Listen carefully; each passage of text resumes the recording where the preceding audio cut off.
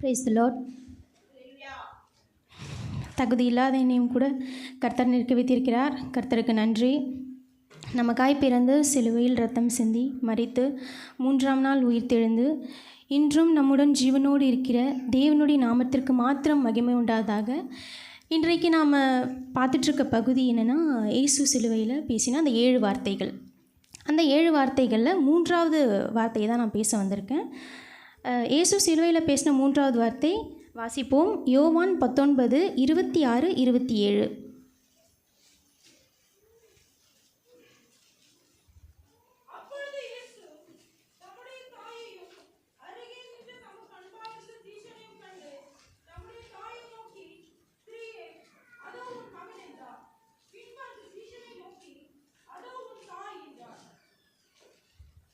ஆமென்.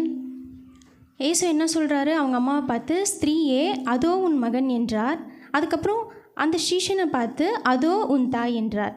இதிலேருந்து நமக்கு என்ன தெரிய வருது அப்படின்னா, இயேசு தம்முடைய தாய்க்கு பராமரிப்பை வெளிப்படுத்துகிறார்.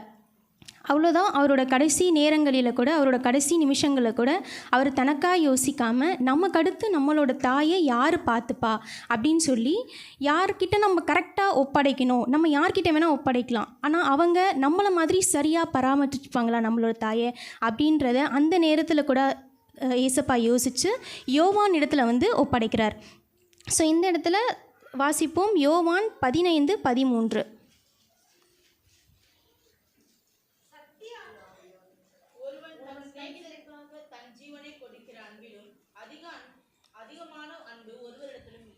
ஆமேன். இந்த இடத்துல யோவான் கிட்ட அவரோட தாயை மரியாதை ஒப்படைக்கிறார் இயேசு. ஸோ இந்த இடத்துல அவரோட சிநேகிதருக்காக அவர் வைத்திருந்த மாபெரும் அன்பை நம்மளால் உணர முடிகிறது. இயேசு 30 வயதில் ஞானஸ்தானம் பெற்றார். 3 வருடங்கள் ஊழியம் செய்தார். ஸோ ஓவரால் ஏசப்பா 33 வருஷங்கள் இந்த பூமியில் வாழ்ந்தார். 33 வருஷத்துலேயும் சேர்த்து ஏசப்பா தம்முடைய பெற்றோர்களிடத்தில் வெறும் 3 முறை மட்டும்தான் பேசியிருக்கிறார். குறிப்பாக தம்முடைய தாயிடம் வெறும் 3 முறை மட்டுமே தான் அவர் பேசியிருக்கிறார். நான் ரெஃபரன்ஸ் சொல்கிறேன், இப்போ டைம் இல்லாத நேரத்தினால. முதல் 2 வாட்டி எப்போ பேசினாங்கன்னு சொல்லி நீங்கள் வீட்டில் போய் தியானித்துக்கோங்க. ஃபர்ஸ்ட் டைம் லூக்கா 2:49. யாரும் படிக்க வேண்டாம். செகண்ட் டைம் யோவான் 2:4. அதுக்கப்புறம் 3ஆவது வாட்டியாக ஏசப்பா பேசுகிறாங்க அவங்க அம்மா கிட்ட. அதுதான் யோவான் 19:26.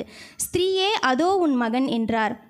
அவங்க அம்மா கிட்ட 3ஆவது முறையாக அதோ உன் மகன் என்றார். உன் மகனின் காட்டுறது தான் யோவான்.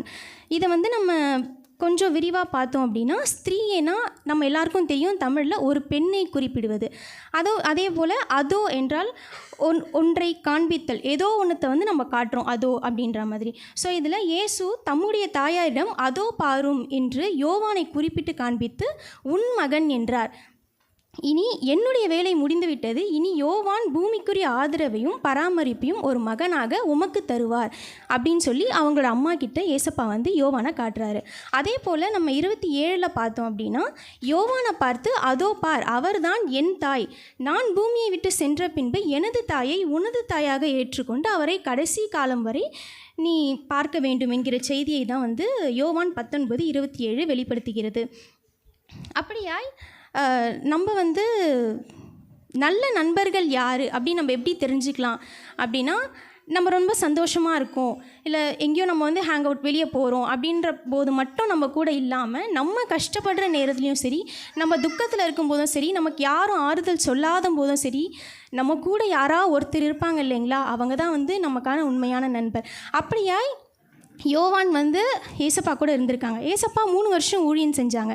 அப்போ அநேக சீஷர்கள் ஏசப்பா கூட இருந்தாங்க. ஆனால் ஒருவர் கூட ஏசப்பா சிலுவையில் அறையும் போது இல்லை, யோவானை தவிர. அப்படியாய் நம்மளும் கூட யாரோ ஒருத்தர் சந்தோஷமாக இருக்கும்போது மட்டும் நம்ம அவங்களோட கூட இல்லாமல், யாரோ ஒருத்தர் துக்கப்பட நேரத்தில் கூட நம்ம அவங்களுக்கு போய் ஆதரவாக இருக்கணும், யோவான் போல்.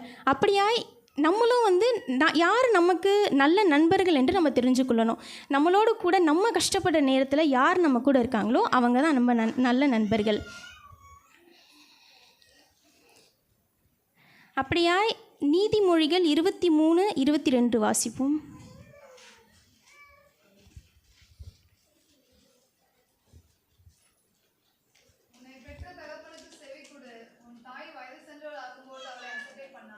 ஆமீன்.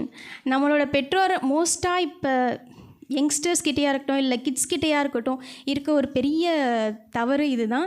யாரும் நம்மளோட பெற்றோர் சொல்கிறத நம்ம கேட்குறதே கிடையாது. ஃபஸ்ட்டு என்ன சொல்லியிருக்காங்கன்னா, தகப்பனுக்கு செவி கொடு. நம்ம அப்பா என்ன சொல்கிறாங்களோ அதை அப்படியே நம்ம கேட்கணும். அவங்க நம்ம கெட்டது சொல்ல போகிறதில்ல, நம்ம நல்லா இருக்கணுன்றதுக்காக தான் அவங்க சொல்லுவாங்க. அதே போல் நம்ம தாய் வயது சென்றவளான போது கூட அவங்கள நம்ம அசட்டை பண்ணாது இருக்கணும். உங்களுக்கு என்ன தெரியும், உங்களுக்கு வயசாயிடுச்சு அப்படின்னு எதுவும் சொல்லாமல் அவங்க என்ன சொல்கிறாங்களோ அதை நம்ம அப்படியே கேட்கணும். ஏசப்பா அப்படி தான் கடைசி காலத்துலேயும் கூட அவருக்கு அப்புறம் யார் டேக் கேர் பண்ணிக்கிறது அவங்க அம்மாவை அப்படின்றப்போ கரெக்டான ஒரு நபரிடம் அவங்கள பராமரிக்கிறதுக்காகவும் அவங்களுக்கு ஒரு நல்ல அடைக்கலம் கொடுக்கறதுக்காகவும் அவங்கள ஆதரிக்கிறதுக்காகவும் யோவானை செலக்ட் பண்ணாங்க. அப்படியா நம்மளும் கூட இருக்கணும். இன்னொரு வசனம் பெற்றோர்களை பற்றி பார்ப்போம். எபேசியர் 6:3.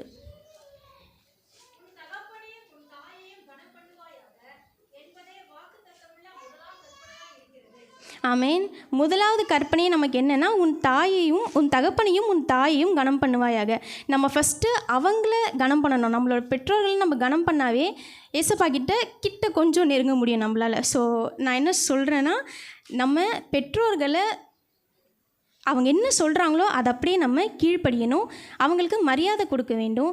அதுக்கப்புறம் கடைசி வரை அவங்கள நம்ம பார்த்துக்கணும். அவங்க வியாதியில் இருக்கும்போதும் சரி, இல்லை அவங்க கொஞ்சம் பலவீனத்தில் இருக்கும்போதும் சரி, அவங்கள நம்ம விட்டு விடாமல் நம்ம குழந்தையாக இருக்கும்போது அவங்க எப்படி நம்மளை பார்த்துக்கிட்டாங்களோ அதே போல் அவங்க முதிர் வயது செல்லும் போதும் நம்ம அவங்கள பார்த்துக்கணும். அப்படியாய் இயேசு சிலுவையில் தொங்கின போது கூட தன் தாயை மறக்கவில்லை. எவ்வளோ பேர் தனக்காக யோசிச்சிருக்கலாம் நம்மளோட லாஸ்ட் நேரத்தில். ஆனாலும் அவருக்காக யோசிச்சிக்காமல் தன்னோட தாய் மரியாளுக்காக யோசித்தார். ஒரு மகனாக அவரோட தாயை யோவானிடம் ஒப்படைத்து தன் கடமையை நிறைவேற்றினார். நான் முன்னாடியே சொன்ன மாதிரி தான் ஏசப்பா அவங்களோட தாய்க்கு அடைக்கலம், கடைசி நேரத்தில் அடைக்கலம் கொடுத்தார், ஆதரவு கொடுத்தார், பராமரிப்பு கொடுத்தார். இதெல்லாம் கொடுக்குற மாதிரி நம்மளும் கூட நம்ம பெற்றோருக்கு கொடுக்க வேண்டும். இதுவே 3ஆம் வார்த்தையின் ஆழமான கருத்து. ஆமேன். தேங்க்யூ.